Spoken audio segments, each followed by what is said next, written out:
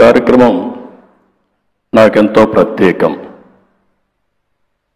మనందరి మిత్రులు, సోదరులు, అజాత శత్రువు, ఒక జెంటిల్మ్యాన్. మనందరం జెంటిల్మ్యాన్ వాడతాం, కానీ జెంటిల్మ్యాన్కి ప్రతిరూపం బండారు దత్తాత్రేయ గారు. ఒక పాలిటీషియన్, అది కూడా ప్రజల కథే నా ఆత్మకథ. అంటే ఇది ఒక్కసారి చూసినప్పుడు ఈ ఒక్క మాటలోనే ఆయన జీవితాంతం ఏ విధంగా పనిచేశారో మనకు అర్థమవుతుంది. అందరం కూడా దత్తన్న అని ప్రేమగా పిలుచుకుంటారు. దత్తాత్రేయ గారు అనేవాళ్ళు చాలా తక్కువ ఉంటారు. అభిమానంగా దత్తన్న పిలుచుకునే వారి యొక్క జీవన ప్రమాణాల గురించి అందరితో కలిసి మాట్లాడాలని ఆసక్తితో నేను ఈ కార్యక్రమానికి వచ్చాను.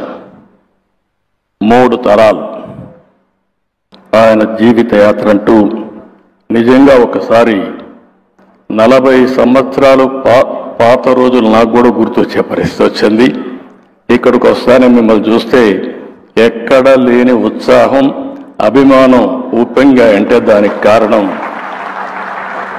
పాత రోజులు ఒకసారి జ్ఞాపకం అని చెప్పి కూడా నేను మీకు తెలియజేస్తున్నా. ఒక సాధారణమైన కార్యకర్త, జాతీయ నేతగా ఎదిగిన జీవన గమనం, ఎమర్జెన్సీ రోజుల నుంచి దివిసీమ ఉప్పెన వరకు దేశానికి అందించిన సేవలు, సాధారణ స్వయం సేవకు నుంచి ఉన్నత స్థాయికి ఎదిగిన వ్యక్తిత్వం, ఎన్నో పోరాటాలు, ఎన్నో ఉద్యమాలు, ప్రజా జీవితంలో ఎన్నో సంఘర్షణలు. దత్తాత్రేయ గారిది పేరుకు హిందుత్వం, ఆయన మతం భారతీయం, కోరుకునేది జనాహితం, అనుసరించేది లౌకికవాదం, పాటించేది మత సామరస్యం.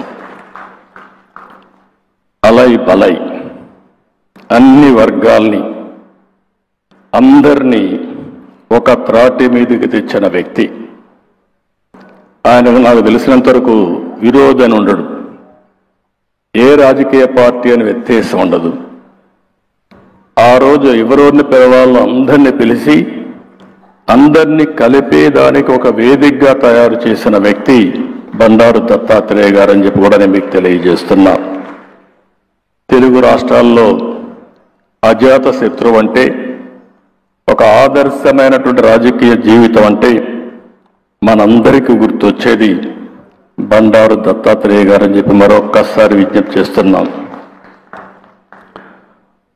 ఆయన ఆత్మకథలో ఒక వ్యాఖ్య చేశారు. ఒక్క రాత్రిలో ప్రకృతి విలయతాండం చేసి లక్షలాది మందిని తుడిచిపెట్టేసిన దౌర్భాగ్య దృశ్యాలు చూస్తానని గాని, అక్కడ శవాల్ని ఏరుతూ బతుకున్న వారికి దాహాలు తీరుస్తూ కొన్ని వారాల పాటు సేవ చేయాల్సి వస్తుందని అంతకు ముందెప్పుడు కూడా ఊహించలేదు అని రాస్తాడు. ఆ ఒక్క మాట చాలు ఆయన జీవితంలో ఆయన చేసిన సేవలు.